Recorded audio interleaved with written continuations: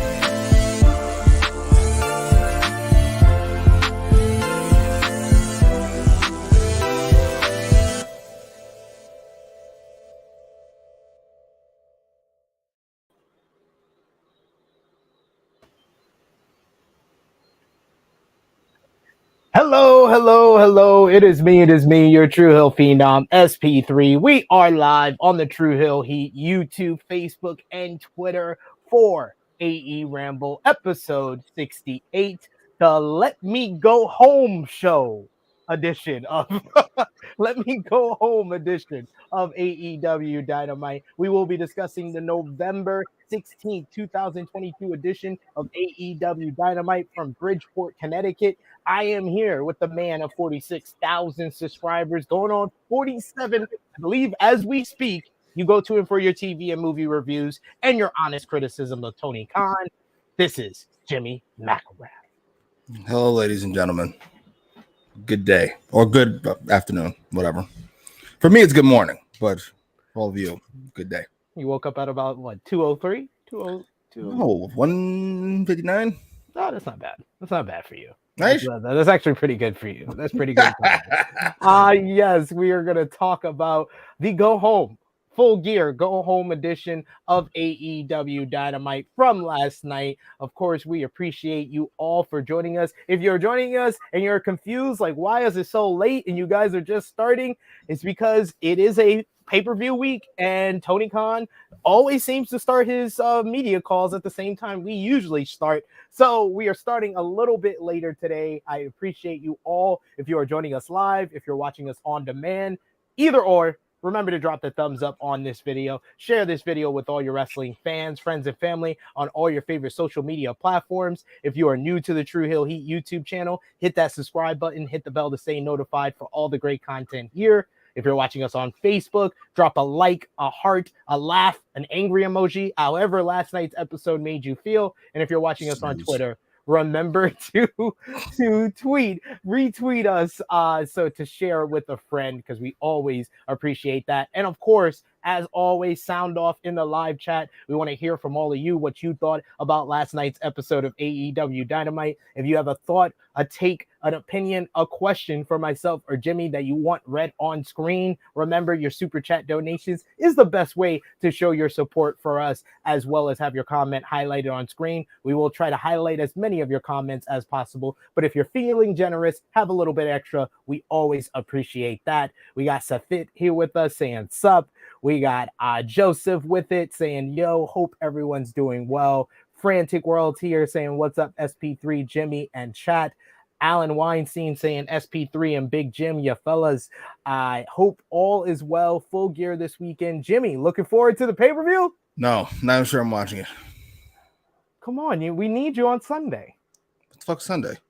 To do the review. Come on. We need you. I need lots of things. Jesus, come on, man. You already told me you're not doing any recordings anyway. It's not like you're busy. Sheesh. It's not like you're busy. And I'm probably expecting you to show up late anyway. So I'm not busy I'm not too busy to get hung either. I'm not interested. I just don't want to do it. Not too interested. Why would you get hung? Not too interested to get my balls chopped off. Yeah, I'm not busy, but I'll pass. Why would any of this happen? I'm confused. Why would I watch it? Why would I watch a not interested pay-per-view? It will be a good pay-per-view. If I watch a fucking 5-hour pay-per-view featuring Jeff Jarrett, hard pass. That's one match. You're gonna pass on the whole pay-per-view off of one match? The whole pay-per-view is a slog. I'm sorry. I'm looking at it. I have no interest in any of these matches except 3 at this point, which is actually 2 more than fucking I did going into yesterday. Good job. It sounds like 2 more than you have for All Out. Good job. Good job, Samoa Joe and Baker, by the way. Got me interested in 2 more matches. There you go. Alan Weinstein also saying sup to the True Hill Heat chat. We got Ace who says, here we go. Final stop before Full Gear. How are you still excited, sir? Are you Supremacy saying sup everyone? We got Roxy who's always here with us. Thank you for joining us saying good morning everyone. Ashvanaz saying all right, the Enforcer AA is here. I'm here to show my support, but to be honest, I'm maybe gonna clock out in 5 minutes because it's 3:20 a.m. here. Stop being a coward. I went to sleep at 6 a.m. And that's why you wake up at like 1. To be granted, I don't have the time to get it. EBB says, been watching AEW less and less past 2 months. Thought the go home would be good. It was just fine. I don't know if it's just me feeling checked out of their product, but everything just feels boring as fuck. EBB, we're on the same page. It took you God knows how long to get on the right page, but we are on the same page. I've been watching less and less. I'm forced to do this nonsense, but I have been feeling bored. Will you stop? You enjoy this. This is the fun part of watching this stuff. Is it 15 matches for the fucking show? Huh? No, it's not. It's 10 matches for the show, actually. Okay. I just had it confirmed. No, it's not 15 matches. No. I'm definitely not watching. Incorrect. But let's get into the show. It was AEW Dynamite last night, November 16, 2022, from Bridgeport, Connecticut. What did you think about this crowd last night? TV was broken. And then I thought maybe they shittily hooked up the mics. This crowd stunk. Holy shit. This was a I'm emphasizing horrible crowd for AEW. This might have been one of the worst AEW crowds this year, which isn't saying much because it's Connecticut, and they had the worst crowd for WWE this year. So maybe wrestling shouldn't be going to Connecticut. Yeah, fuck Connecticut. It's the third of the tri-state area. It's the fucking redheaded stepchild. The rich redheaded stepchild, but still. There you go. But let's get into the action. It started off pretty hot to begin with, as the 4 participants in the ROH World Championship 4-way were in our opener. Chris Jericho, the ROH World Champion, teaming up with his Jericho Appreciation Society stablemate Sammy Guevara to face the Blackpool Combat Club's Bryan Danielson and Claudio Castagnoli. Early on, Claudio and Bryan working together with the BCC elbows, the stereo hammer and hammer and anvil elbows. And then this match kind of broke down into different type of single matches. They had Sammy and Bryan continuing their great match from last week. You had Bryan and Jericho going at it, Sammy and Claudio and Jericho throughout here, getting a little preview of this Saturday. The Sex guys getting very cocky as they gain control in this one. At one point, they seemed like they were on the verge of victory as Sammy hit a great little dive to the floor while Jericho had on the walls of Jericho on Claudio. In the end, as the referee was distracted with the action breaking down, Jericho got Floyd the bat and was going to use it, but Claudio caught him, started swinging him with Jericho having the bat in his hand, and then eventually he transitions into the sharpshooter, takes the bat from Jericho, holds it up. This is one of the most G'd up sharpshooter stances I've ever seen. The Claudio once again looking like he is the world breeder. He is the kryptonite to Jericho, making him tap out here to get the victory for the Blackpool Combat Club in just over 18 minutes. I thought this was a really good opener to the show, just a bunch of fun, and Claudio Castagnoli being a beast is one of my favorite things in AEW right now. What did you think? All that except like a less excited about it version. I've seen this match, or at least a version of this match, God knows how many times. When did the Eddie stuff stop and we moved on to just BCC versus Jericho's company? After July, so in August. Yeah, I'm over it. Claudio looked great. I'm not excited for this fatal four-way. They put no work into making it a fatal four-way. It's just Jericho and his guy versus BCC guys. That's it. It's not an actual feud. But whatever. I assume Claudio's going to take the loss to pay-per-view. That's why we had Jericho take the loss here. Or maybe Sammy takes the loss. Maybe we should have done something with Sammy. What happened to Daniel Garcia? Wasn't that a whole fucking storyline that we used and then went back on? Oh this is true. This is true. They definitely forgot all about Daniel Garcia kind of being the star of this whole story as they transitioned into more of like Jericho and Bryan, and then this transitioned into the four-way. Agreed. I'm very disappointed in Garcia's re-heel turn, mainly because it didn't do anything. No. Like if it elevated him, like we changed it to like the Jericho and Garcia fucking appreciation society, that'd be awesome. But instead, it's just fucking back to basics. Like The Rock, 98. He was faced for like 2 weeks. No, that was actually I feel like that actually is what they're doing with MJF. Is more similar to The Rock at Survivor Series. I agree, but that's not the point. Like The Rock in 98 is how you're supposed to do it. Like The Rock turned heel again, and he was elevated to a higher position. Garcia is exactly the same. In fact, he might be less important now than he was a few months ago, to be honest. Yeah, I don't know why they would tease the... Because Tony Khan stinks. Oh. You didn't. In fact, yes, that was the answer to your fucking statement. That wasn't really a question, but I don't know why Tony Khan stinks. That's almost the answer to every question you could possibly ask for AEW. I'm sure every question you have on AEW, it comes down to that very simple answer, right? If you could think of one that's not the answer to, I'd be glad to hear it. I'm thoroughly curious. I mean, Tony just accent. Ugh.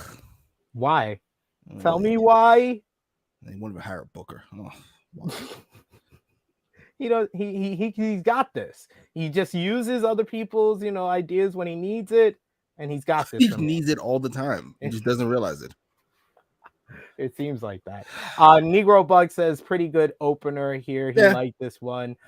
We got Nick Jackson, who also says AEW really need to stop going to Connecticut. Yeah, agreed. Yeah.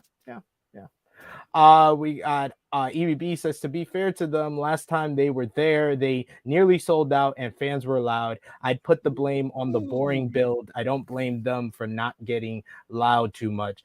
I mean, there was stuff on this card that they could have got loud for, and they just didn't. And there was stuff on the Raw and the Raw show that they didn't get hype for. Maybe just Connecticut. I don't know. They don't have any joy in their life. And what happened last week? Or whatever they last time in there. Wait, when was the last time in there? I don't remember too well, sad. Honestly. I couldn't tell you what happened last week. Yeah, I mean, I could tell you what happened last week, and I could tell you last week was in Boston, but Connecticut hasn't left an impression on me to be like, they were good last time. I don't really remember that well. Roxy says, I thought at the end Bryan was going to stomp out Claudio. No. But yeah, I mean, Bryan is definitely still a heel because he's still coming down that heel tunnel. He refuses to go down the babyface tunnel, but man, oh man. And Safit, he did already start announcing the 0 hour shows, and he did confirm. He was like, he said that they're only gonna probably have either one more match, so it's 10 to 11 matches, definitely not 15. The fuck is 0 hour shows? 0 hour is what they're calling the pre-show now. It's not the buy-in, it's the 0 hour. Oh my god, what a fucking, is he going through puberty? Like, what kind of fucking edgelord fucking gritty nonsense? 0 hours, shut up. Just book the fucking, it's a pre-show, stupid. And this is a good question here from Will Chisholm saying, what happened to the teasing Bryan and Wheeler Yuta? They just completely, once they confirmed the Fatal 4-Way, they completely dropped that part of it. I love how we keep saying they, like it's not one person booking this fucking show. Is that his pronouns? Does he use they? If so, I guess I apologize. But otherwise, it's one person.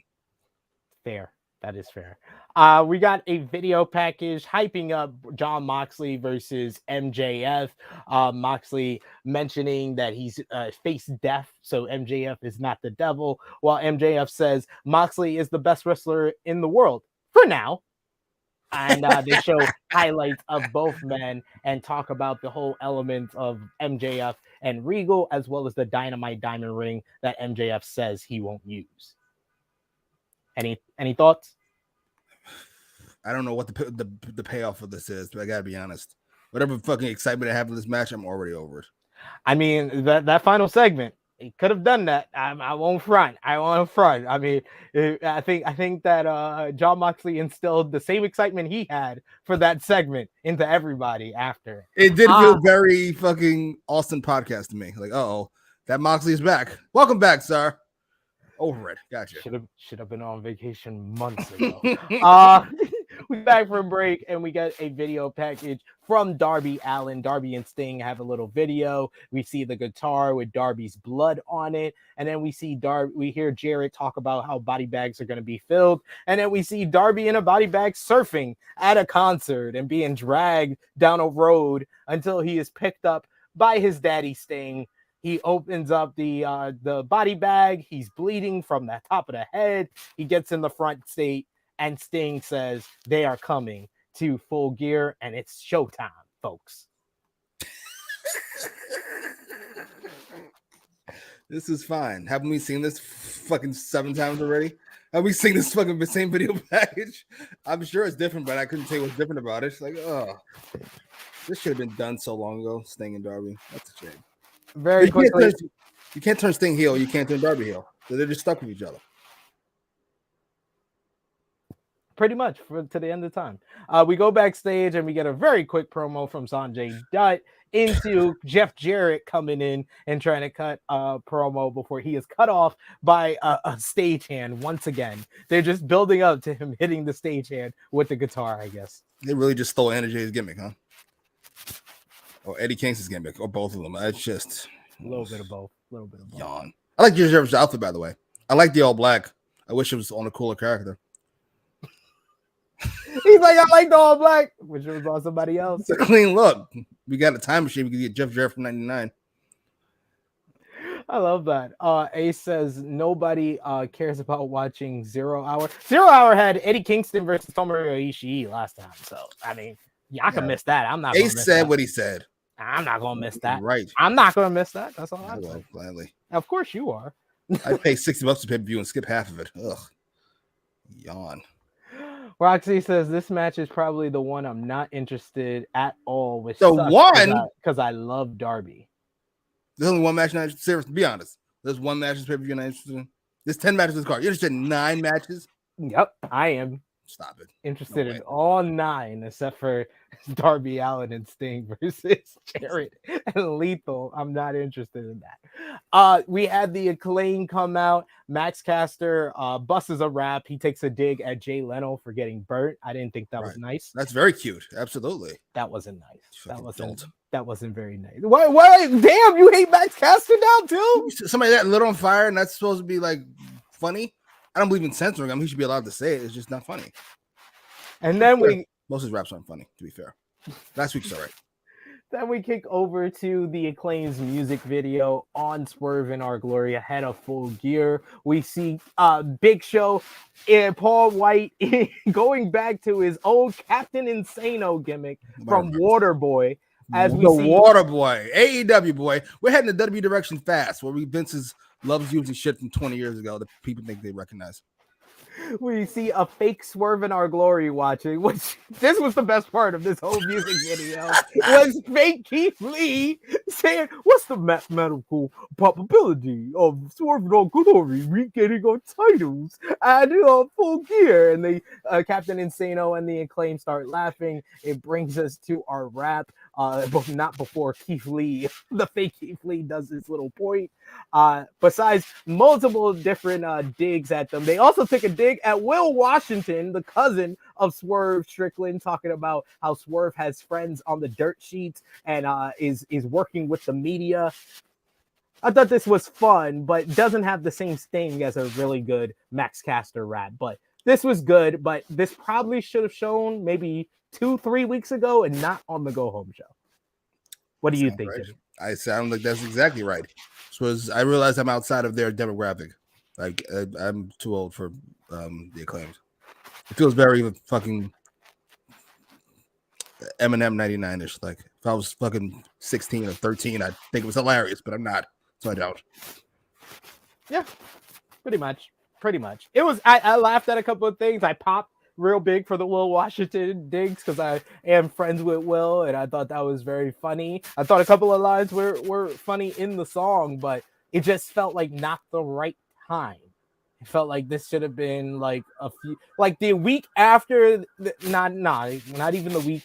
It feels inappropriate after they broke your boy's fingers. So right, anytime after that, before this, probably should have done the video. As soon as they became number one contenders, play the video. But after they break your daddy ass's fingers, yes, we move beyond fucking jokes after you break somebody's fucking finger. Yeah, pretty much. That's all. That led into our next matchup, which was Swerve Strickland going one-on-one with Anthony Bowens, a preview of Full Gear. Swerve coming out and immediately being attacked by Billy Gunn, who's still upset for having his fingers broken. Anthony Bowens attacks Swerve on the floor, stomping at his fingers. But the focus of the match really became Swerve using his speed and his aggressiveness, going after the arm and the shoulder of Anthony Bowens. Great move where he first dislocates the shoulder, where he stomps on the arm, and while he has the body in one position, Anthony Bowens does try to make a comeback back, but he is cut off by Swerve, who once again twists at the arm. He then hits the JLM driver for the win to defeat Anthony Bowens ahead of Full Gear. I like this Swerve as a heel. Like I've been saying for weeks, he's so much better as a heel. He's so smooth in the ring, but it's the cockiness that adds something that makes you want to watch him. And I thought this match was good. It was less than 10 minutes, so right in my wheelhouse for a TV matchup. I liked it. What did you think? Same. It was fun. Now we mention it, I think I'd move the finger breaking to this week. I think I had to be the go home move, because otherwise it's just dumb. That's my thing, because I've been hearing a lot of people say about the build. You saying that last night was boring, and there's some matches on this show that a lot of people are not interested in. I feel like this has been good stuff in the build. It just hasn't been the week it needed to happen. I think if you mixed up the Acclaimed and Swerve in Our Glory feud, like you said, I agree with you. You put the finger breaking this week. You put the music video the week after the number one contenders matchup. You keep the 8-man tag that we had last week. Keep that in this place. You have Swerve beat Billy Gunn without him kicking out of the Swerve stomp. Certain things you just switch up, and I think the Acclaim versus Swerve in Our Glory would be a much stronger matchup than what it is. I think the issue with this is somebody who books by the seat of his pants instead of plotting things out. Like, I don't know, a booker. Yeah, match is good. I like Swerve. I'm glad they won. I assume they're gonna lose the pay-per-view, so this works here. But otherwise, another match I didn't need to see. Do you think we get the heel turn on Swerve on Keith Lee on Saturday? We have to. I've never seen somebody this bad at timing anything. Everything he does is either entirely too fast. See Hobbs and Starks, where we ran through fucking 3 weeks of stuff in one segment, by the way. Hook, great promo, and then a Hobbs heel turn all in one segment, and then they did nothing for fucking last month and a half. Or things that go on entirely too long. Keith Lee and Swerve. Everything fucking Adam Cole's done since he's gotten here. How's that hard? The middle, sir, in the middle. He gets the beginning. Sometimes he gets the end really well, but the middle he struggles. He definitely struggles. That's not a lie. Not a lie at all. Nick Jackson says Bowens and Swerve had some good chemistry. We got Frantic World that says this was funny. We also got Santo who says what is up the great SP3 and hilarious. Jimmy. We also got Safid who's bigging up Jay Leno is a legend. That's I guess technically accurate. Yeah. Yeah. I like Tony Schiavone after the rap going on commentary and making sure like, okay, all jokes aside, big up to Jay. I've worked with him in the past. Hope that he's doing well. Hope you don't take offense to us making fun of you being set on fucking fire. Just not very nice. For God will make fun of somebody's vagina, but we can make fun of somebody being set on fire. I love Tony Khan's morals. Thank you so much, Roxy, with a huge super chat donation. We appreciate that one, Roxy. Thank you so much. Saying I'm sending this super chat just to hopefully add some positivity for Jimmy. I don't see any of that money. What do I care? No, I'm not being positive at all. Beat it. Love you, Roxy. I'm joking. Well, not about the money part, but about beat it. I need you to stay for the algorithm. We should have stayed for the algorithm. That was very sweet. Thank you. I appreciate the thought, at least. Yes. Thank you for that, Roxy. And keep those super chat comments. We always appreciate that. And we will make sure your comment is highlighted on screen. We should move on, though. They did a quick little video package for Jay Cargill and Nyla Rhodes. We on patreon.com/True Hill Heat. We are going to be posting the full conference call that just ended, the AEW pre-Full Gear conference call. And I did want to note this, that our boy, our homie, Tony Schiavone was the one behind the Jade Cargill and Nyla Rose feud. He was the one that came up with the idea for Nyla to steal the TBS championship and to highlight her funny personality this way. Oh my God, Tony Schiavone, as you continue, I hate you as a color commentator. Sorry, you add nothing to that fucking program.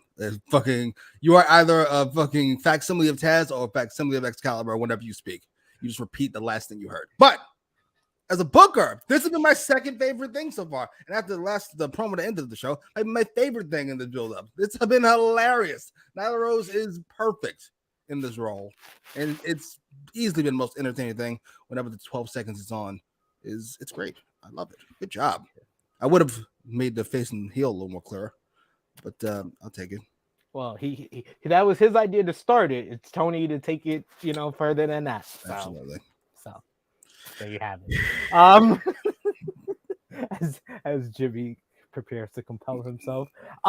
Tony Schiavone, speaking of which, was in the ring. He is here to interview Samoa Joe. Joe comes out to explain his actions for last week. He says that it's an honor to be in the middle of the ring with Tony. He says he reminds him of his old colleague, Paul. So hopefully their interaction goes a little bit smoother than theirs used to be. He says it's a shocker what he did to Wardlow, unexpected. Is it shocking for a man to refuse to be a victim? Shocking that he took what Wardlow said for face value and took action? Shocking that Wardlow ran his mouth weakly and failed to recognize the most dangerous man in the ring? For that mistake, he paid the ultimate price. He refused to wait around and be a victim like most of the people in this building, the type to wait for the storm to hit and wait for someone to save them. He saves himself. And if anyone has a problem, they can take it up with Joe. Give me this Joe every week. I was like, yo, this man is spitting. This is the Joe. This is the Joe I love.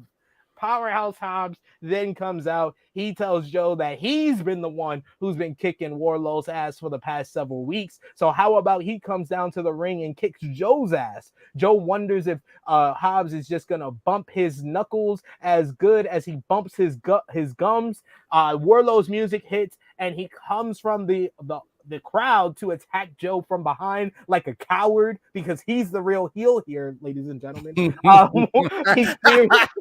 spears Joe, and Hobbs comes in to attack Wardlow. He mounts and he beats him down. A roster of the jobbers come down to separate as they tried to separate this beefy man battle. Everyone is outside except for the Dark Order and Wardlow. Dark Order's like, nope, we don't want no smoke with Wardlow. Go ahead, do what you have to do. And Wardlow does a dive to the outside. This is the most exciting thing they have done with the TNT title in what feels like forever. What feels like the ladder match between Sammy and Cody from January. This is the most exciting thing they've done with it. And yes, it was made official later on in the night at Full Gear for the TNT Championship, a 3-way match. Wardlow defends against the ROH TV champion Samoa Joe and Powerhouse Hobbs. This is a match I am looking forward to at the pay-per-view. Yeah, like I said, I got excited for 2 things on the pay-per-view with this show, and this was one of them because Samoa Joe is awesome. Forgot how much I enjoy heel Joe. I forgot the fuck he said to Powerhouse Hobbs. What did he say right after Hobbs said what he said? He was like, I hope that you bump your knuckles as good as you bump your gums. Samoa Joe is a fucking 40-year-old Samoan man. With a fucking 85-year-old black guy trapped in him. Bump your gums. Wait, what? Sorry. This is not the 70s. You better sit down before you get hurt. This is great. And I love the brawl. I don't know how I feel about Hobbs in this. He feels like the odd man out. Like he could have waited his turn and probably be better for him. But I'm okay. I'm here for it. I'm here for the match. I think it has a content. It could be match of the night, depending on how motivated Moxley is. Sure. If Moxley puts in the same effort he did for his promo on this show, then it might be the match of the night, ladies and gentlemen. But yes. We got EBB who says, I think the timing is a great point. This year has been a mess with timing and pacing. Pacing's a great word. Yes. Pacing of a lot of this stuff. Like I said last week, I thought the Britt and Saraya promo should have happened maybe 2 weeks earlier. I felt like, and like you said, the finger breaking for Billy Gunn should have happened this week. It's so random, or not happen at all. It's such a weird. Yeah, it is very weird. It's so over the top. Wait, what? All right. Oh man, we got EBB who says Tony Schiavone already booking better than Takan for the woman already. You know why? Tony Schiavone fucking. I'll be nice. He's married. He's a married man. I'm about to say, yeah, he's married, and I'm sure he's had his fun when he was younger. I'm like dummy, who fucking keeps it all holed up as he sits in front of his TV, praying that God will take his emotions away. Jesus. Roxy says Nyla is hilarious. She needs more camera time. Facts. We also got Annika who says Samoa Joe spitting facts. We got Roxy who says 100% agree with Joe's heel turn. Yeah, I'm still on this. I don't feel like he's the heel. He's on the right. I'm about to say, I gotta be honest, as much as I enjoy it, the 2 things I enjoyed this fucking episode feels like an issue long term. I liked Joe talking and I liked Baker talking. And to be honest, I don't think the heel should be that accurate. Yes. It's a bad idea. And I felt like Joe is the perfect person to dethrone Jericho. When you think of GOATs of Ring of Honor, he's the one that's most available to them to be able to beat Jericho. Because Danielson, they need to wait a while before they go back to Jericho Danielson. Or never do it. Or never do it again, yeah. And so Joe seems like the perfect person, the longest reigning Ring of Honor champion of all time. Basically, their Ring of Honor is Bruno Sammartino in a lot of ways. That's what Joe was. For him to be the one to dethrone him, I felt like it feels kind of short-sighted to make him a heel here. Even though he's great. He's great on the mic, and I love him on the mic as a heel. I just think that he was the guy to keep him babyface for a little bit long, just for him to dethrone Jericho, and then immediately he could have turned heel. I think you could do a heel Joe versus a heel Jericho in ROH. Like you run Hammerstein, Joe will get cheered, Irregardless, not a word, but I love saying it. We'll get cheered irregardless. This is true.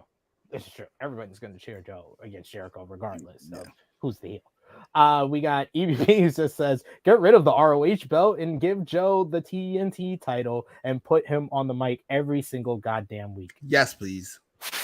I'm here for Joe as TNT champion, that's for sure. We got Nick Jackson who says, I'm still on Team Joe. He says Joe is great as a heel, is gold as a heel. We also says Will Chisholm says we know his black ass taking the pin, talking about Powerhouse Hobbs. That's fucked up. That's fucked up. That was a pretty obvious reason. Why is Hobbs in this match? Well, duh. Need somebody to get pinned. All right, fair enough.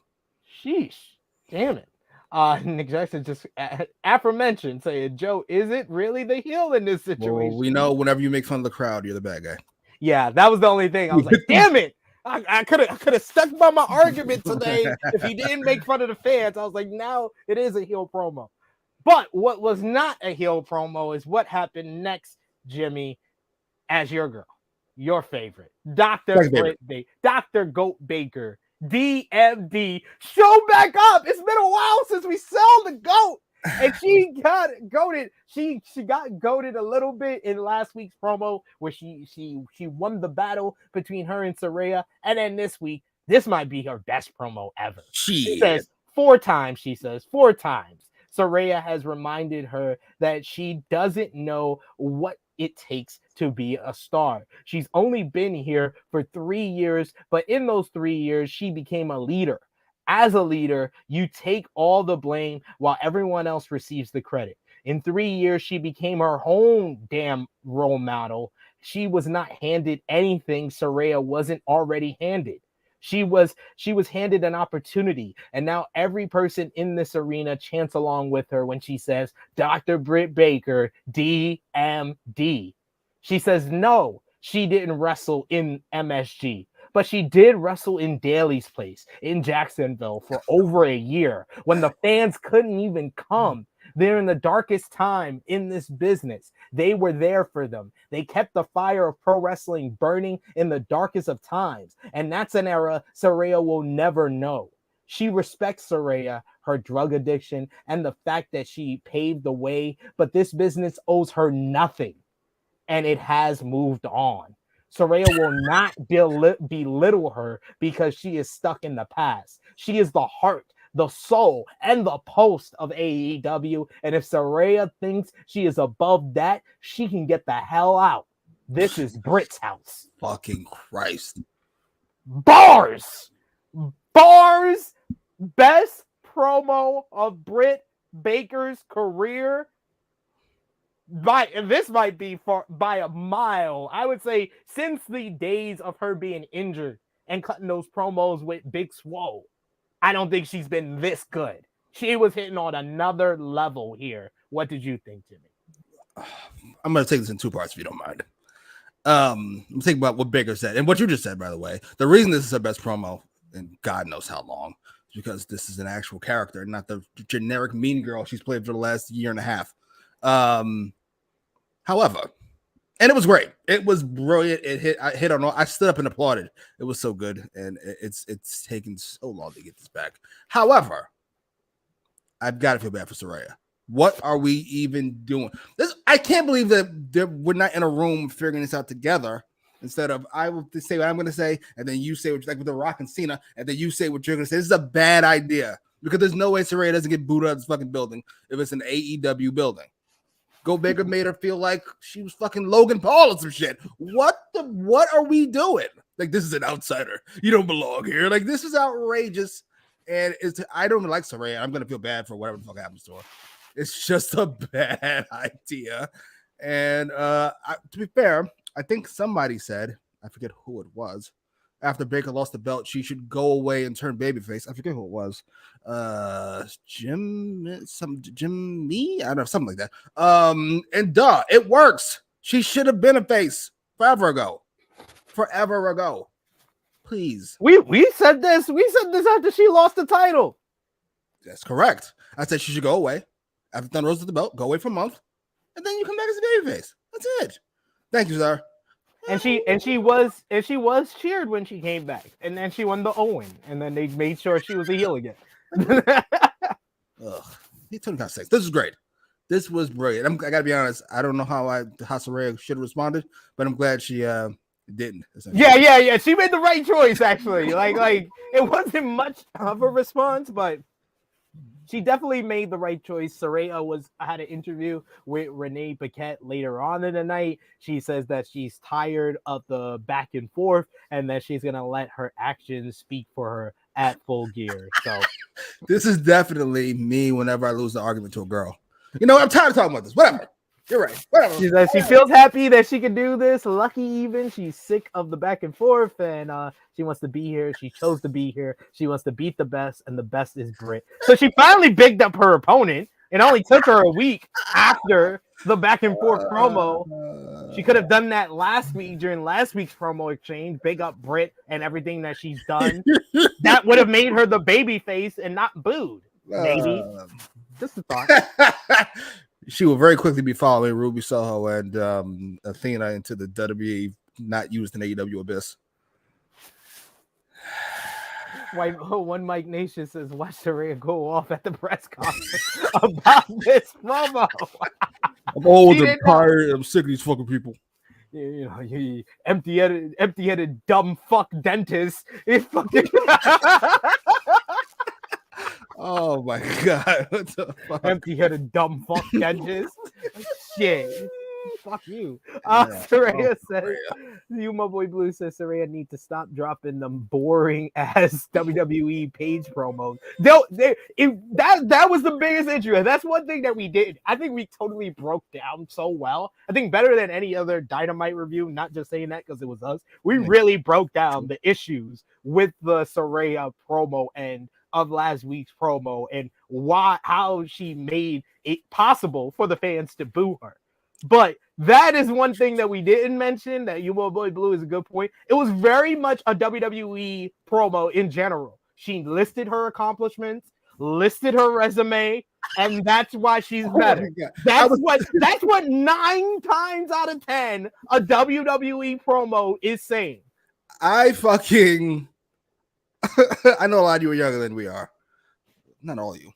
A couple of old motherfuckers here. But I will say this. I don't know about if you remember. To me, this feels very, especially times you can remember where something changed and it changed in your lifetime. Fucking 2001, the build up to WrestleMania 17, Triple H delivers his first I'm listing my accomplishments promo. I beat Rock, I beat Austin, I beat Foley. And ever since then, everybody does it. Everyone does it. Especially Triple H. That list got longer and longer and longer. Jesus. But The Miz is the number one guy nowadays. We saw it. We don't need to hear it. And Paige came in and did that nonsense. You knew it was over. Wow. And I think that was not to talk too much about WWE. That was another part of the reason why people were starting to hate Theory, because Theory was doing that. He was the youngest. I'm the youngest United States champion. I'm the youngest Money in the Bank. Like, oh my god, that's we need just the lineage of that promo. We need like we the title hold. There's like Triple H, then like Orton, and then fucking like, oh Jesus, all right.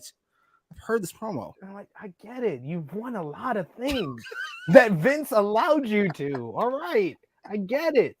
I get it. Where's the pay-per-view at? Newark, New Jersey. Oh Jesus, Saraya could be in trouble. She could be in trouble. Oh yes, EBB. I never said we talked about WWE. Theory was awesome. What? I love his voice. None of you remember Luther Reigns except me. He's got Luther Reigns' voice. That promo had some weak ass excuses, but he performed it very well. It was so weird. It was like, so bad. It was very much though. Like you can when he's saying the words coming out of his mouth, you can read it on the script and you can basically translate it into "We fucked up last week. Let's try to explain this." I don't hate the move. I just didn't like the explanation, or at least the way it played out. Because he goes, "The bloodline would have cost me it," and then Bobby Lashley cost him this one. It's like, sir, and my dude, you had 8 months. You didn't have 8 days. You had 8 months to hold on to the briefcase. There was nothing. He should have said, I didn't want to fuck with Roman because I don't want him fucking coming after me for the next 3 years. So, but that literally that explains he might have. You can probably find a person that said he made a good reason why he wasn't going after Roman. He did not make a good reason why he went after the mid-card title though. Like he said, Seth was one of the greatest champions of the past decade. Okay, sure. That don't explain why you going after a title you already won. How many time he had left? 8 months. He had 8 months with the briefcase left.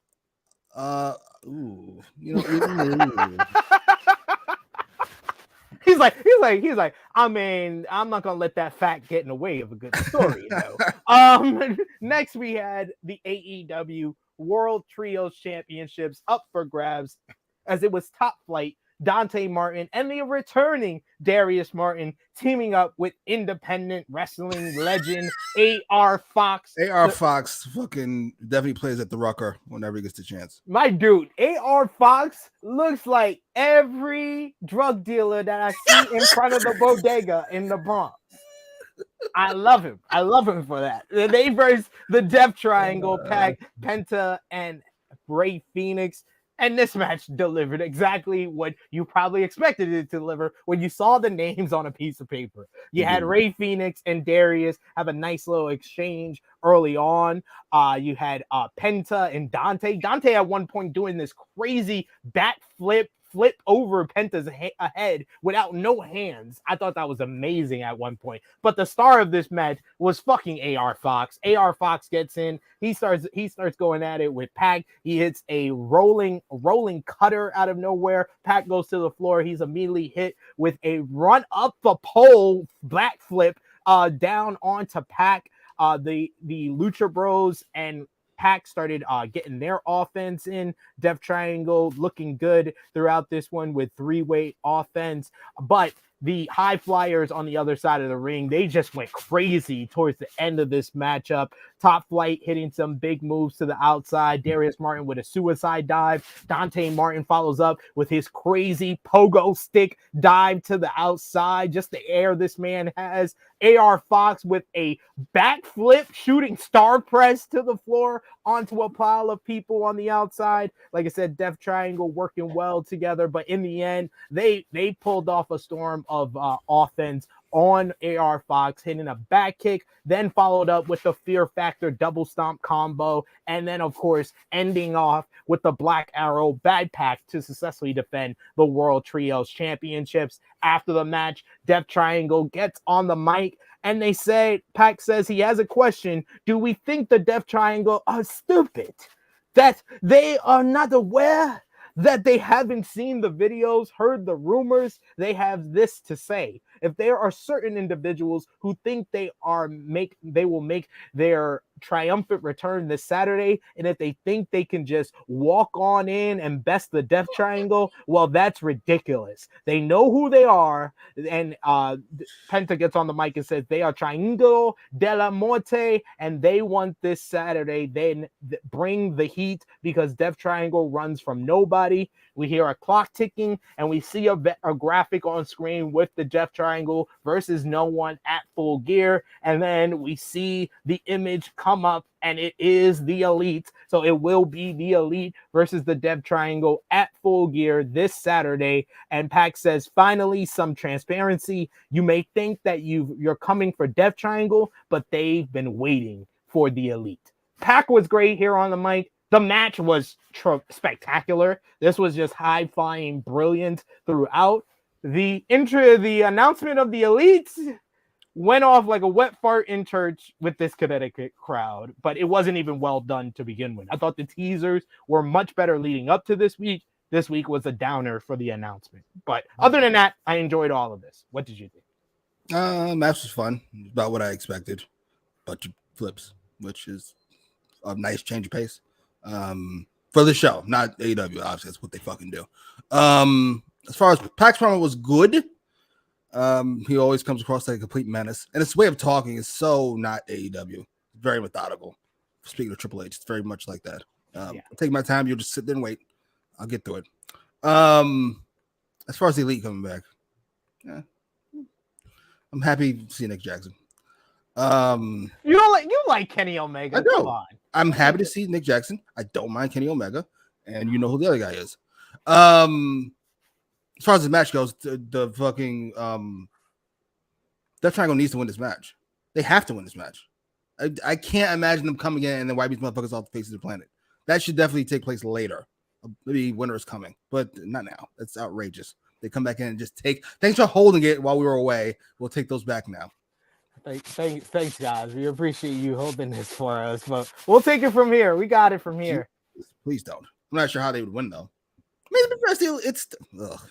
it would only be 1-1 as far as their trios matches. You know what I'm saying?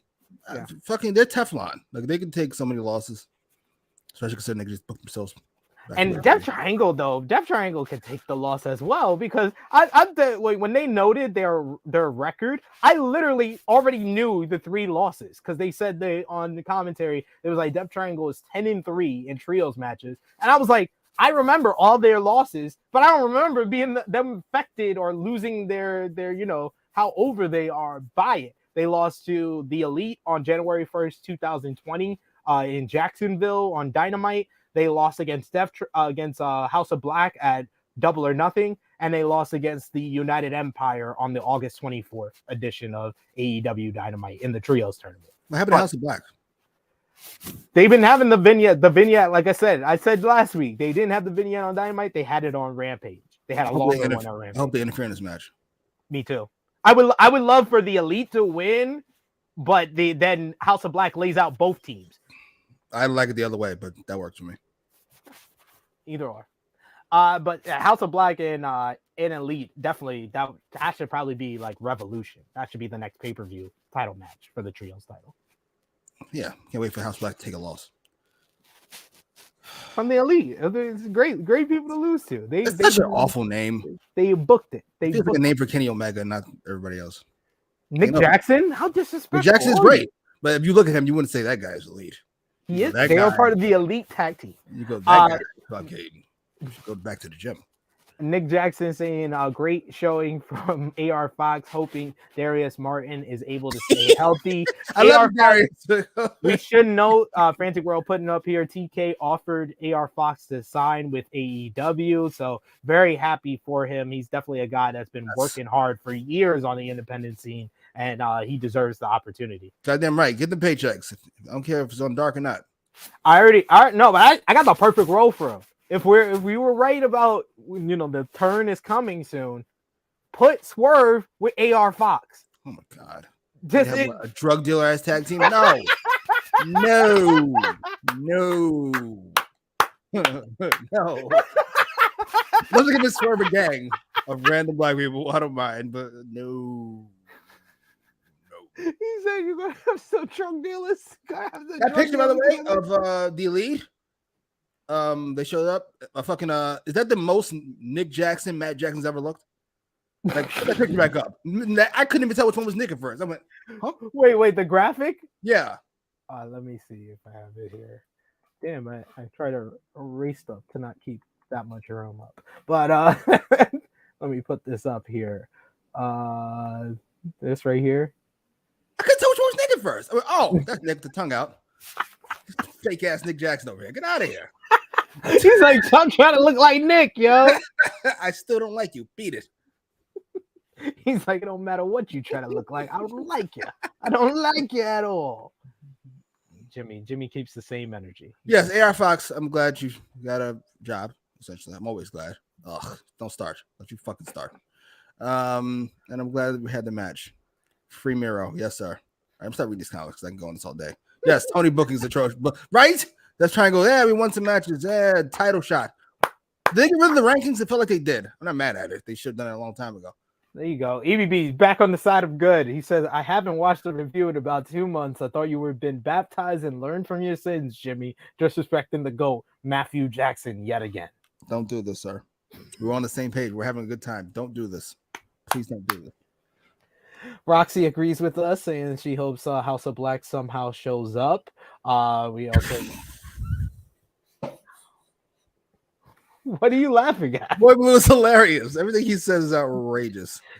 He says free Miro from the shuttle room, and then... he also says AR Fox Martin is just there to be the substitute light-skinned big brother for Dante when his biological brother inevitably gets injured again. Damn. I love Darius, but come on, man. I'm sorry, sir. It's not faded in the cards. God does not want you to be happy. Fucking Kawhi Martin. What? You call him Kawhi Martin? This nigga Dante up here, Paul Georgian? Oh, shit. Wow. Sorry, sir. Wow. All right. Moving on. We go backstage.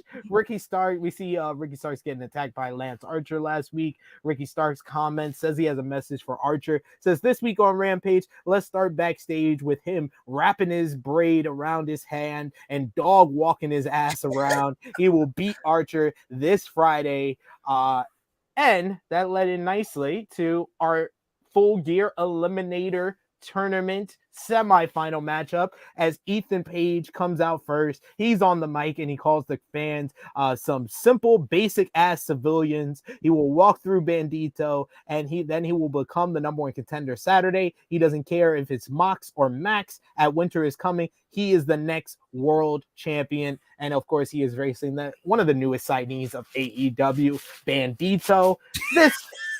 This eliminator matchup, you had Bandito once again showing his strength. Just how he puts the suplex. It's the simple things. He could have just executed the suplex. You know that. But the way he struggled to do it made it that much more impressive. He actually does a gorilla press slam to Ethan Page with one fucking arm at one point. This man was amazing throughout this match. The moonsault off the ring post was spectacular as well. In the end, though, Ethan Page got the control, using his strength to power slam Bandito off the top rope. He then connects with a Scud Missile shoulder block off the top rope, and then he hits the Ego's Edge to advance the Eliminator Tournament. He now goes to the finals as Stokely Hathaway was very, very happy. And I forgot to also say that Stokely was ad-libbing all of Ethan Page's promo as he came out.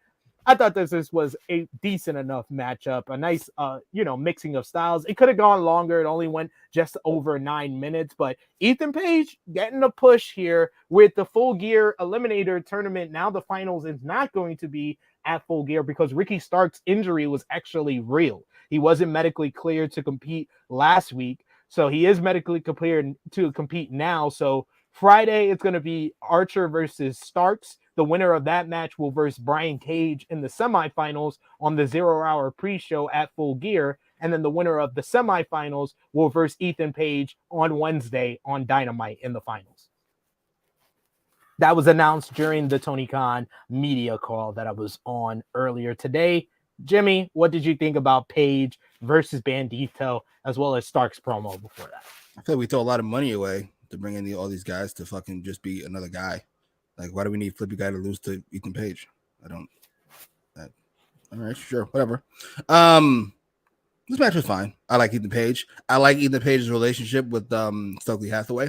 It's different than his relationship, Stokely's relationship with everybody else. It feels very Heyman and Punk.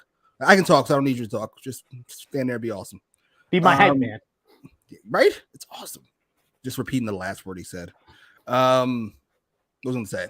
Since they pushed back this tournament, knowing the way TK books things, and that is awfully, I got to imagine the only reason they would fucking push it back is because Starks is winning. That is my hope. I'm trying to get my hopes too high up. I'm just saying it's what it felt like. So yeah, because it would have been easy for them to just do Starks versus Cage on the 0 Hour and then do the finals on the main show, and then Ricky has an excuse why he doesn't win. Or Starks fucking can't compete, but he's not winning anyway, so fuck him.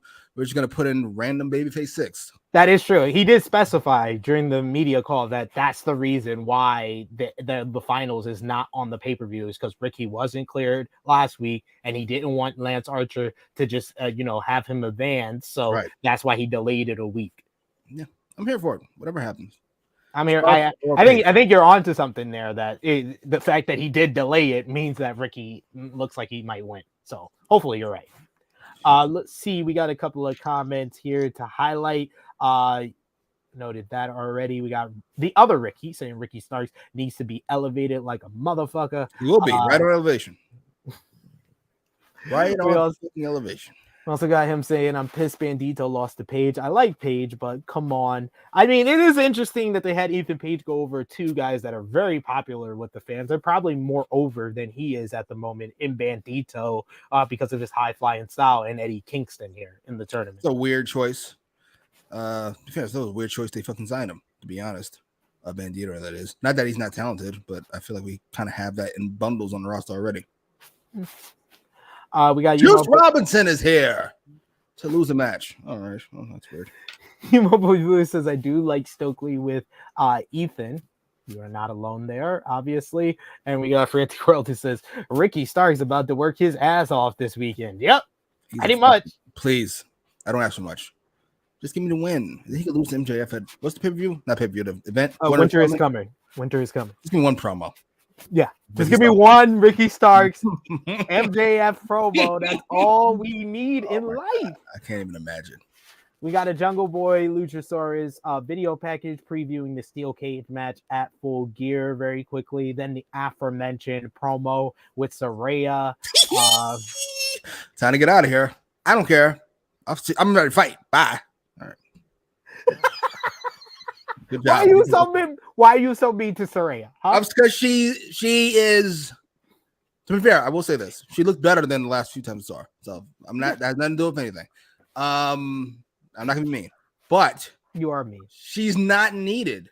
Why are we treating her like she's Banks or Charlotte or Becky or Bayley? Why are we doing that? Because she set the groundwork for them to succeed. So what? So what? Next we had an eliminator matchup as Anna JAS went one-on-one with AEW interim women's world champion Toni Storm. Silence whenever she comes out. I like a song too. Yeah, I do too. I love it. I like that she started hitting the Sweet Cheeks music to the outside. It looks devastating. The way that Anna Jay just flies off the apron. Look at it from that angle. That looks not real. It is unholy. Oh my god. The velocity of the ass against the body just throw her off of there. She hit a Luthez press at one point, started laying down punches. She lifts Jay and attacks the back over and over again with clubbing blows. She hit a fisherman suplex and got a 2 count. Storm went for the cloverleaf, but Jay kicked out of it. But she goes for the Queen Slayer, but Toni Storm's able to fight out of that. She hits Sweet Cheeks music, and then she follows up with this Texas Cloverleaf for the submission win in just over 7 minutes. Toni Storm picking up the victory here in the Eliminator matchup. Jamie Hayter's music hits right after the match. She's looking smoking hot as per usual. She rolls into the ring. She tells Toni that she just wants to talk. She points at the title. They go face to face, and Toni holds up the title. They go chest to chest, and Jamie shoves her to end the segment. Any thoughts on this matchup? I will just say my one nitpick is Anna Jay did not look very good in this matchup. Toni Storm did, but not Anna Jay. It looked like they weren't on the same page at certain points. I mean, Anna Jay's been on the sidelines for God knows how long. By on the sidelines, I mean Dynamite or Rampage. I don't give a fuck what happens on Dark. Could you stop it? And neither do the wrestlers, to be completely honest. Just ask Joey Janela. Match was fine. Fine's probably better than it deserves, but it was all right. I can't believe the complete lack of fucking effort they've put into this fucking feud. That's the go home. That's the go home. Jamie Hayter comes out sprinting, by the way, as fast as you could power walk, and then the fucking talk vaguely, and then she leaves. That's it? What happened to the whole story of them being friends? And what happened with that? Nothing. All right, fair enough. They do have vaginas, and we can't have too many of those on the show. And I did say this on another show. I'll say it here. Literally, you guys have to understand. Okay. AJ Lee coming to prominence on the main roster happened at the same time Paige started out in NXT.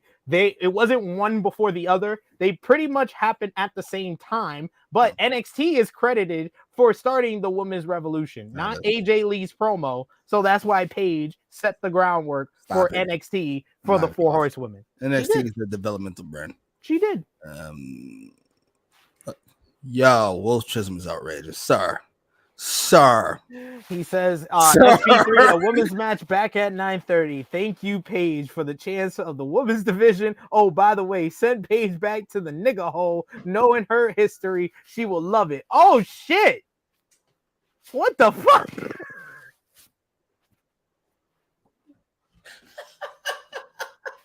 Sir. Oh, Jesus, shit. sir. We're not going to have you fucking, well, I guess it's not really slut shaming. You're just pointing out some things there. This is a good point by One Mike Nation. Here's my beef. We had at least 4 Britt Saraya promos, and we barely had any for the championship. Yeah, I thought that. Remember when we gave credit to, I think it was like 2 weeks ago, 3 weeks ago, they had that video package talking about their friendship, and I was like, this is good if this is the start of them doing it every week. Nope, haven't done it since. Nothing. That's just so sad. He's so bad, and nobody acknowledges it except me. And fucking EBB now, as he's turned to the dog side. Thank you, sir. There's 2 of us now. We're like the Maki Ito army. Maki Ito and one other person. everyone just surprised by Will. Like, shit. Oh yeah, that Stephanie McMahon shit was egregious. Oh my god. Yeah, she started the women's revolution. She started it all. Remember? Absolutely. Like, we're not gonna remember Triple H because he's got a dick. Would you stop it? I am woman. Hear me wrong. Excalibur breaks down all the cards for Friday, Saturday without taking a goddamn breath. We get a highlight package of Eddie Kingston and Ortiz versus Jun Akiyama and Konosuke Takeshita for this Friday's Rampage. Eddie Kingston talks about it being a dream match for him, that he saw Akiyama in 1998 and he's always wanted to fight him. So get ready for the fight of your life this Friday on Rampage. I'd save every single dollar I had. I wouldn't have signed Bandito. I wouldn't have signed Juice Robinson. And I would have used all that money to get fucking Takeshita. I agree. I agree. He is. He is. And they also did announce, they said they would update the UK, visiting the UK. All they did was update that it's going to be in London. That's all we know. That's all we know. And that brought us to the main event segment, which the good of this was I was happy that this was the main event segment. Right. Before it started. Jon Moxley and William Regal come out first. John introduces himself. He says that the champion, they all say that the championship doesn't make the man makes the championship. So who is Jon Moxley? He is the best professional wrestler on planet Earth. He talks shit and he backs it up. He has traveled the world seeking the toughest challenges, taking on all, and has defined this title. The announcers say he loves to fight like it's a good thing. It's not. He is literally sick in the head. He loves this shit. You can't hurt him because he literally doesn't care. Last week, he asked, who is MJF? Well, he found out that he is a very good singer. Found out he has exactly 1 win in this ring in the last 6 months. It was against his young boy, in fact. He then gets handed a chip in the worst. Comes back in a Halloween mask, gets handed a chip in the worst ladder match finish he's ever seen, and now he has a title shot. Forgive him if he is not shaking in his boots. MJF has prepped speeches and hand-picked opponents. He sees a kid playing wrestler and a man living in fear that maybe he won't live up to the hype. We will see something special at Full Gear. MJF is not challenging him. Moxley is challenging MJF to show him something. Show him the guts, the balls, something. Why does everyone think MJF is the future? He gets to show him this Saturday. That part, he started off a little bit clunky, but he got it together, and it was typical Moxley form. I don't know what happened after this. Stokely Hathaway comes out. He distracts Moxley for Lee Moriarty and the Firm to come out. He gets rid of Lee, but then W. Morrissey blindsides him. The guns are out, and they're attacking William Regal, keeping him in the corner to have to watch Moxley get beat down by Moriarty and Morrissey until MJF's music hits. And for the first time, this Connecticut crowd sounded like they had a little bit of a pulse. They reacted a little bit, at least. MJF's music hits. He comes out. He's got the Dynamite diamond ring on his hand. He starts laying out the firm. He punches out both of the guns, clotheslines Lee Moriarty. W. Morrissey grabs him for a choke slam. He low blows him. He moves out of the way for All Ego to kick W. Morrissey, and then he low blows Ego and punches him in the face with the Dynamite diamond ring. MJF is going crazy, riling up the crowd. He grabs a mic and he tells everyone to get the hell out of Dodge before he takes his boot and shoves it up their ass, talking to the firm. Moxley is on his back, Regal standing tall over him. MJF says he wants Moxley. He says, as you lay there in as much pain as humanly possible, John. Basically, that is the same start of the pipe bomb promo. That was reference number 1 to CM Punk on the show. He didn't save him because he cares. He wants them 100% so his marks don't make an excuse. He says that he promises to knock him out this Saturday at Full Gear. No ring necessary. Ain't that right, Will? MJF with a little nod to Punk once again in the promo, talking about the devil. He says when he got into this business, his goal was to become the best wrestler in the world. Another quote to Punk. He knows John is the best, knows this. He ain't the same guy as the last time they fought. John can make him bleed buckets. He could snap his joints, bones in his body. He needs that belt more than water, food, and oxygen. When you are the man that holds the AEW title, that makes you the best on God's green earth, and it's his time. Regal continues to scowl at him, standing in front of John as he tries to slowly stand. MJF heard John last week when he said MJF isn't the devil. MJF says that the greatest trick the devil ever pulled was convincing the world he doesn't exist. And this Saturday, John will find out that he is the devil himself because he's MJF and he is better than, and he's cut off by Jon Moxley, who rips the mic out from MJF's hand. He looks him in the face and he says he never saw what the big deal is with him, but this weekend we'll find out. If MJF can't find it, John will reach in and pull it out because that's his job. This Sunday, I mean Saturday. What day is the pay-per-view? It's Saturday. Saturday. Full Gear, the training wheels come off. Oh man, it was like they kept, it was one of those races where the person stumbles off out of the start of the race, then stumbles in the middle of the race. It still looks like they're about to win, and then they face plant right before they get to the finish line with Jon Moxley not knowing the day of Full Gear. Yeah, I don't know what happened with this final segment. MJF was great. Jon Moxley's first part of the promo was good. The firm, I don't know if they needed to be in this segment at all. I think that they should have made it directly about MJF and Moxley before the pay-per-view again. And I think they did a good job of teasing William Regal's involvement, especially with that final shot. But man, they did not stick the landing here. What did you think, Jimmy? Ricky Castillo said Mox was drunk. Now that's not nice. Very nice. That's not nice. I would be lying though if I said that wasn't my first thought watching this promo. I'm sorry. I'm not accusing anybody of anything, and I hope he stays on the wagon. But people have been known to fall off it. And I don't want to make excuses. And that would be one. Another one would be Mox feels like the type of guy that feeds off of a crowd, and crowd was giving him nothing. They had nothing for him. He was waiting for the crowd to react to stuff during the first part of the promo. Yeah, too. I think some of his best in-ring stuff was probably with Punk, and the crowd was losing their fucking mind. Everything they said, and Mox was just elevating his game as such. I do think the firm had to be involved because they've essentially been the program so far. I don't think they should be, but they have been. I can't believe MJF beat up the firm this easily. Unless we're giving up on this group already. I mean, the way he beat them up, it was comically too easy for him. It's gotta be a swerve. It has to be. And by swerve, I mean the one we're all expecting. So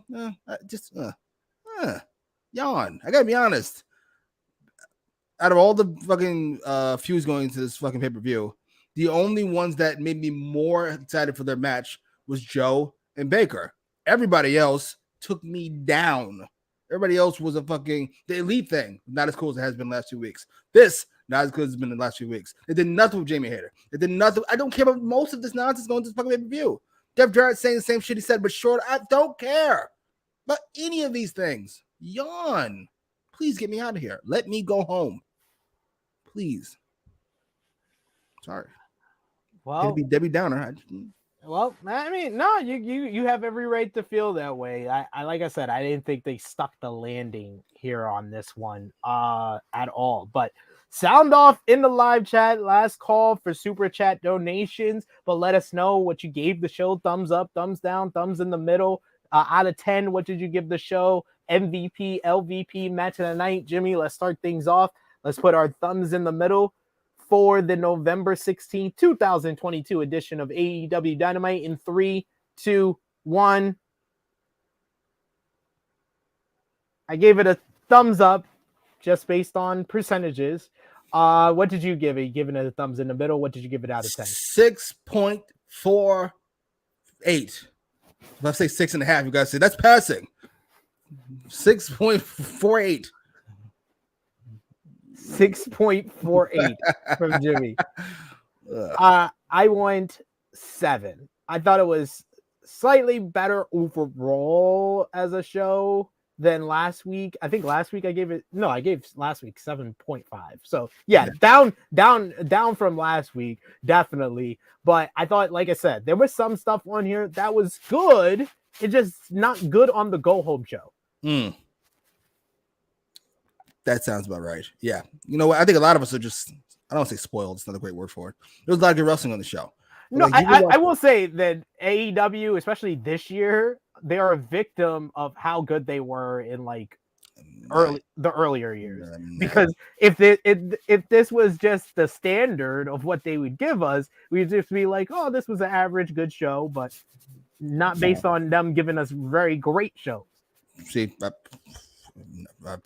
what? When? You have called shows great. You've given shows 9 out of 10. I absolutely agree. CM Punk has given us great television before. CM Punk is not here. It's over, and I'm sad about it. I don't know what we do about it though. He's gone. It's a great show when Dragon and Hangman take up an hour. Yeah, sure. Fucking great. You were high on the show before these guys got here. Of course it is. You're ridiculous. What a great 2-hour show with Dragon and Hangman putting on a class for an hour. Jimmy's being ridiculous. Jimmy's drinking again, y'all. What was your MVP for the show? It's close between Baker and Joe. Shit. I'm gonna go. I don't do codes, but I'm gonna do codes. Baker and Joe. I'm gonna go with Britt Baker. I gotta give her a praise. Best promo of her career. That was spectacular on this show. So absolutely, really enjoyed that one. Barry Soraya. Absolutely. LVP of the show. What did you go with, Jimmy? This is a little tough. I'm not giving it to Mox out of pure respect. You can't be on a fucking a hot streak like he's been on and then have one subpar and I bury you. I'm not gonna do it. I'm gonna give it to he's like you get one. You get one. That's it. What's the last one he did? When did he win the belt the first time? That was February 2020. Gee, for 2 years. He went 2 years. He went 2 years without a bad promo. You get a pass. You know what? Anna Jay. Sure. That looks right. Sure. Yeah. Anna Jay did not look good to me in her matchup. So yeah, I'll agree with you. Anna Jay for LVP match of the night. Fucking cares. The trios tag, I guess. Trios tag. I agree with you there as well. Match of the night was definitely the trios tag. Frantic gives it a 7 out of 10. EVB went 5.5 out of 10. The wrestling is good, always good, but the show just feels there. Right? You can watch Raw, SmackDown, Dynamite, Rampage. You can watch all that shit for good wrestling. That's not why I'm here. Enough of this. This is true. We also got Ricky says MVP Tony and Hayter looking like they were about to scissor. Okay, Ricky's on one today. Right? The word, like he's on another one today. Frantic World says Britt, Joe, and AR Fox. He says LVP Anna J. We got EBB who says LVP, the women having to speed walk their entrances every single week because they know they only getting 4 minutes of rest. I literally told you how long the match was. The match was 7 minutes this week. Yeah, with 3 minutes commercial. It's definitely more than 4 minutes. Yeah, 3 minutes commercial. I watch it on Fight TV, so I don't see no commercials anymore. I did, by the way. This fucking this thing I downloaded had me fucking the picture. There was no picture. It was just the fucking TV. No commercials or nothing. Like, I had to sit through all this. Bell says LVP Hobbs because now he got to take that L at Full Gear. And Annika says MVP Joe, LVP Britt. You're the heel.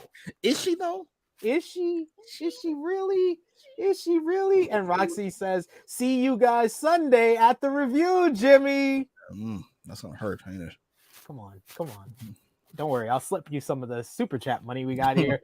Kid Get Money with a super chat donation. Thank you so much, Kid Get Money. He says Jaguars have a bye week, so I won't be paying for overpriced beer at the stadium. So I have to find a way to put some money in Tony Khan's pocket. I guess I'll buy the pay-per-view. Sorry.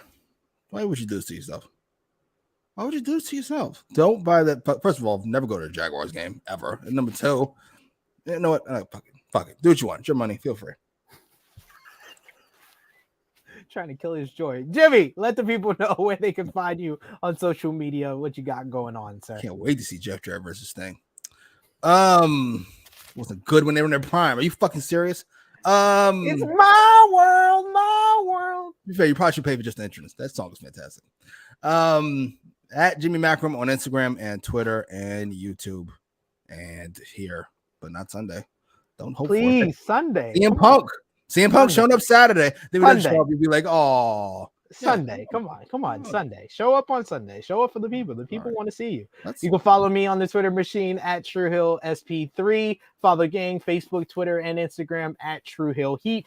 Patreon.com/TrueHillHeat. Right now, you can see myself and Jay News with our NJPW World Tag League, Super Junior Tag League preview that's up on Patreon, the Raw Report with me covering this week's episode of Raw, the rehab of Austin Theory. Check that out on patreon.com as well as Dark Power. We'll have a new episode up tomorrow over on Patreon and twitch.tv/TrueHillHeat Wrestling. We got some gaming coming there soon, and ProWrestlingTees.com/TrueHills for your True Hill Heat merchandise. See Jimmy laughing at a comment here. I didn't know what CM was talking about, but that's right. No disclaimers at all. That's right. I was waiting. I thought during your outro you were really about to do it. I had my finger on the trigger. I was like, oh man! Congratulations. That means they're all coming around. See, that's all that means. Yeah, that means next week is a record. They know the show is horseshit. That's all that means. He's coming around. No, it just means that you weren't outlandish with your criticisms and everything. Check out tonight, 8 p.m. Eastern time. We got Blunt Impact episode 100. Watching Impact on Access TV. Ness and Chris G will be here for that. We'll gotta be high to watch that fucking nonsense. Also got Impact Overdrive preview that's going to be up tomorrow. Also tomorrow, 11:05 a.m. Eastern time, AEW Full Gear preview. Myself, Romeo, and special guest Joel Hobart of the Late Night Grin and Wrestle Purist will break down the card and give our predictions for each and every match for this Saturday. And then this Saturday, 8 p.m. Eastern time, it's the Full Gear watch along. Romeo and the gang will be here, as well as before that, True Hill Heat 201 at 11:05 a.m. Eastern time. I was giving him one more chance to say anything he wants to say. I'm done. You made it. For Jimmy Macram, who had no disclaimers, ladies and gentlemen, history has been made. It is me, your True Hill Phenom SP3. This has been AEWramble episode 68. The Let Me Go Home.